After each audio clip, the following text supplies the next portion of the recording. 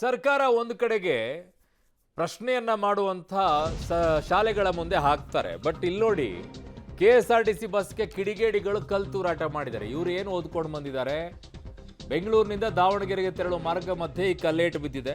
KSRTC ಬಸ್ನ ಮುಂಭಾಗದ ಗಾಜ್ ಪುಡಿ ಪುಡಿ ಆಗೋಗಿದೆ. ಬಸ್ನ ಹಿಂಭಾಗದ ಸೀಟ್ನಲ್ಲಿ ಕುಳಿತಂತ ಪ್ರಯಾಣಿಕರಿಗೆ ಗಾಯ ಆಗೋಗಿದೆ. ಸಿಎಂ ಹಾಗೂ ಬೆಂಗಳೂರು ಪೊಲೀಸರು ಅವರಿಗೆಲ್ಲ ಟ್ಯಾಗ್ ಮಾಡಿದ್ದಾರೆ ಅಲ್ಲಿರುವಂಥ ಜನ. ರಾತ್ರಿ ವೇಳೆ ಬಸ್ನಲ್ಲಿ ಸಮರ್ಪಕ ಸಿಬ್ಬಂದಿಯನ್ನು ನೇಮಿಸುವಂತೆ ಮನವಿಯನ್ನು ಮಾಡ್ಕೊಂಡಿದ್ದಾರೆ.